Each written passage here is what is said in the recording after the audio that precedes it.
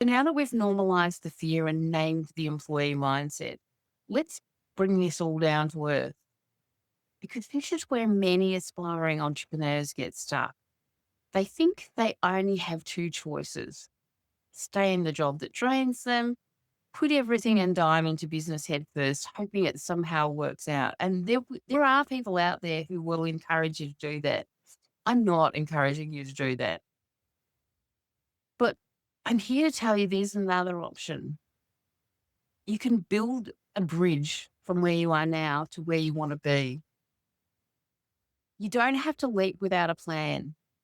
You can begin where you are now with what you have and take intentional, aligned steps towards your future business while still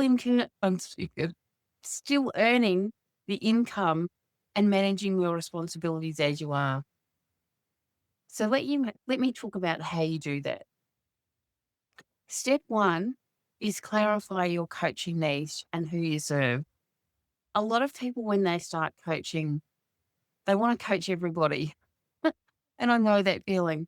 They want to just get out there and just help everyone live a better life. And that's such a good thing to feel. But in order to be getting your business to function, you need to be able to cut down who you're aiming at. The more you cut down who you're aiming at, the more likely you are to hit a target to actually find people who have the issue that you're knowing how to solve. So this is your foundation. You don't need a perfect website or a shiny brand right away. You need to know who you help and what you help them with. So ask yourself, who do I feel most called to serve? And if you start with a really big group of people, just keep asking yourself, of this group of people, who do I feel most called to serve? Who do I feel most called to serve? And just bring it down until you've got a really small target. And that's a scary thing for people starting business. They're thinking that, oh my God, if I'm aiming at too small a target, there'll be no one. But if you've got a problem that you know how to solve and you know who is most likely to have that problem, you are much more likely to be bringing in business than if you are trying to hit a wide target. You just won't bring people in that way.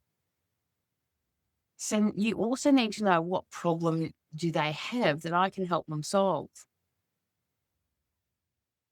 And then what life experience, training, or wisdom do I already have that can support them? And quite often, and what I've done is my niche and my issue that I know how to solve is about procrastination because I've been a procrastinator. I've been through the situation of being in a job that I loathed. I was miserable and I wanted to get myself out of there so that I could build a life for myself that I enjoyed and have a job that I enjoyed doing, having a career, a business that I had tasks that I enjoyed doing that made me feel whole. So keep it simple.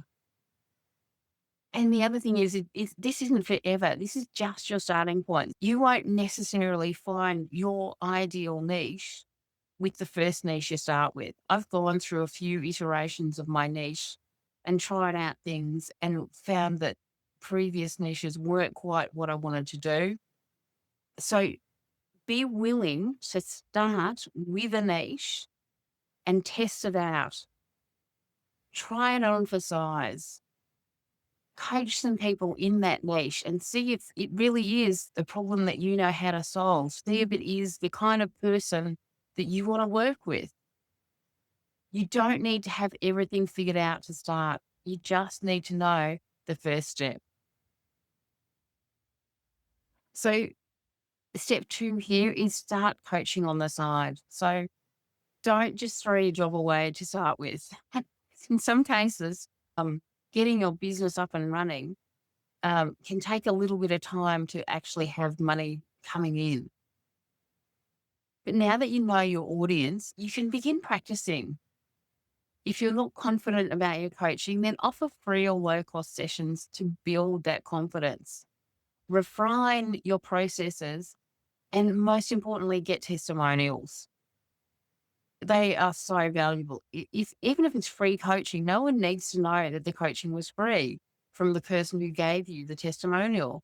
As long as you're helping them out and they're thrilled about being helped out, they'll be happy to give you a testimonial. And that is so valuable for building your business. Don't overthink this. You don't need a business name at the start. But if you do want to start, like my actual business name is Jenny Williams Empowerment Coaching. I've got the business that I've bought now of Universal Coaching Systems, but my registered business name is Jenny Williams Empowerment Coaching. So use your name. And even if you say, if you did it as Jenny Williams Coaching, Jenny Williams Life Coaching, Jenny Williams Business Coaching, start with that name because it's an easy name to pick. I tried to find clever names and it did not work. It did not work. It was so much easier when I just decided on Jenny Williams Empowerment Coaching. You also don't need a logo to start with. And I've gone through various iterations of logos as well. You can also start coaching without a website. You can just coach like by having messages on like Facebook and have a link that people can book in times with you. You don't need a website to start with. It's good to have one eventually, but you don't need it to start with. You just need to show up and serve someone powerfully and create transformation. That's what's important. So remember, you don't become a coach by getting another certificate. You become a coach by coaching. Okay, step 3, set up simple systems. Once you've got your first few practice clients, begin laying down some basic infrastructure and think minimal, not like overwhelmingly massive. Write down a way to schedule sessions. And you can use Calendly or Acuity or Google Calendar. Get some way to schedule sessions. That is important. You also need a way to accept payments. So PayPal or Stripe.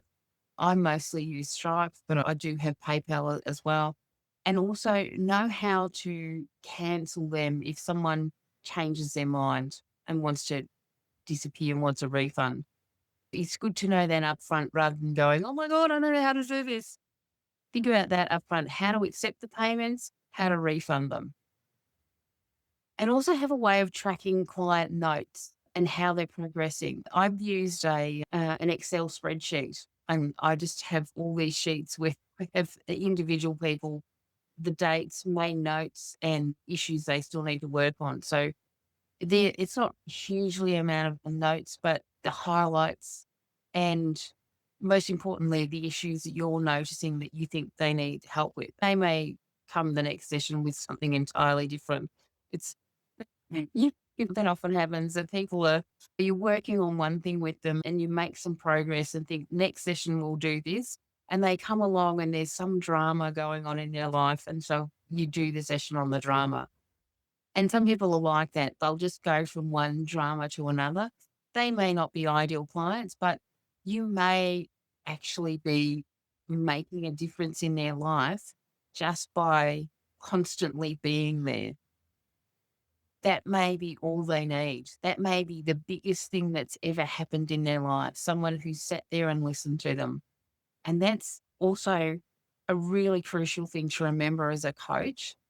Some people just need to have someone to listen to them. Some people don't have enough people who will take the time to hear what they have to say. So that's also an important part of being a coach, being a good listener. So don't get lost in tech stuff that's overwhelming or branding. Oh my God, my branding's not quite right. I need to keep tweaking the colors and the logo and so forth. Don't get yourself down that rabbit hole.